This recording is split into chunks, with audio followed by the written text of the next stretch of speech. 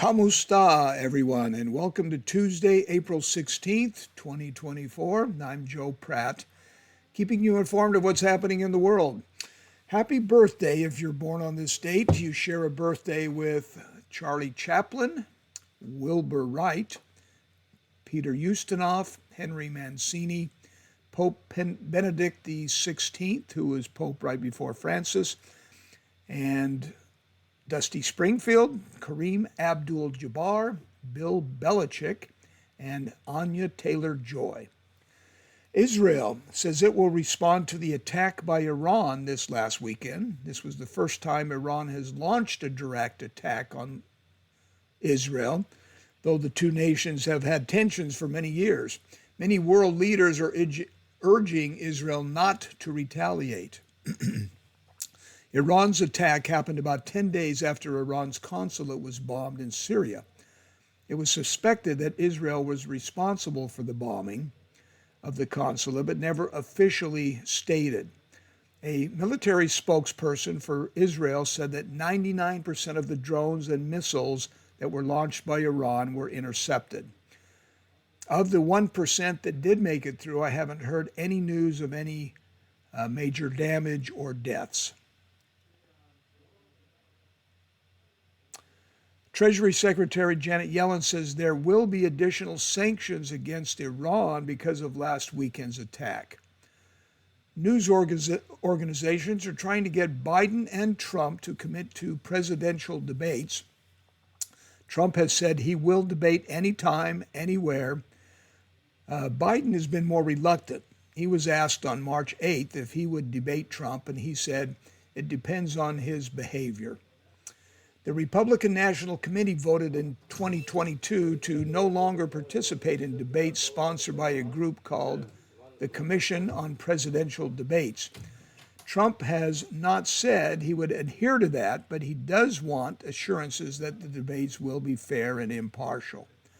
Also, Trump wants to move up the debates in the calendar.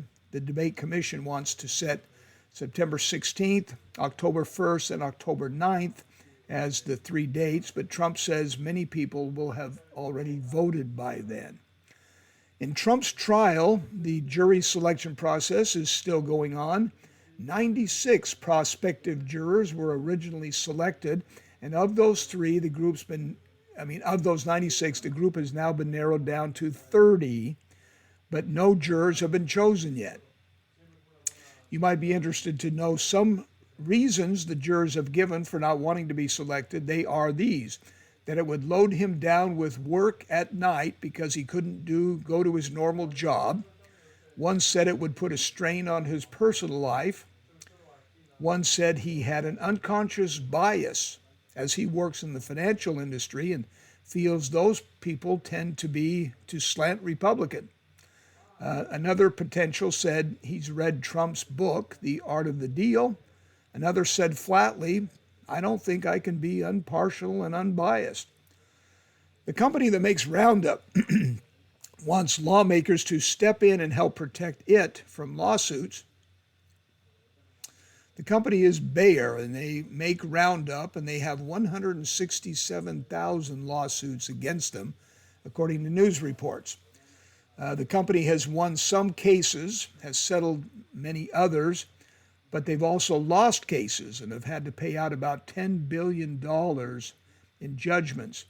These states have bills that have been introduced three states have bills that have been introduced that would protect Bayer from claims that they failed to warn people that their product could cause cancer.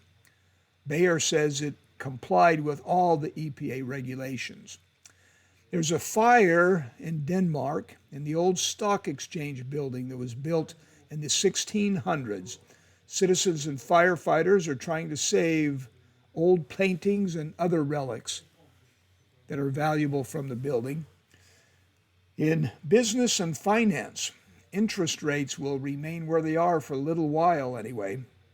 The Fed said that they need to bring down inflation, which is continuing to be very high. Microsoft is investing $1.5 billion in an AI firm based in the United Arab Emirates. The name of the company is G42. Housing starts are down 7% across the country when comparing last month to the month before. However, housing starts, when compared to year over year, what they were compared to this time last year, they are actually up 16%, at least in urban areas. In the UK, they are making it illegal to create deep fake pornographic images. For those of you who don't know what that is, it is creating a computer generated image where a celebrity's head or somewhat of the person is attached to the body of another person engaging in pornographic acts. In sports, the NBA playoffs begin with the play-in games tonight. The Western Conference begins their play-in games with 4 teams, the Lakers, the Pelicans, the Warriors, and the Kings. And tomorrow, the Eastern Conference begins their play-in games. Attendance in the NBA was up 1.4%, setting a record for attendance. 71% of all games were sellouts this year. 10 teams sold out every game. In the WNBA, the Women's League, the draft concluded, and Caitlin Clark went number 1 as expected. Cameron Brink was number 2, and Camila Cardoso was 3rd. People will do some crazy things to break world records. A man from Idaho has set a world record by balancing a running lawnmower on his chin with blades spinning. And then at the National Beard and Mustache Championships, they formed a chain by clipping their beards together for 195 feet with 86 different people.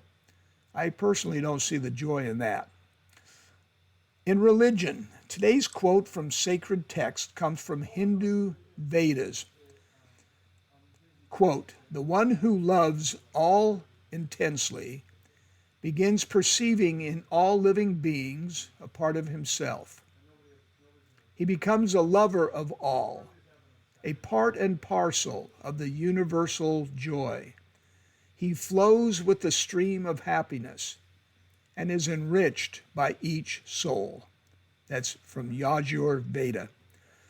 And today's secular quote comes from Marvin Phillips, who says, "The difference between try and triumph is just a little umph." I'm Joe Pratt.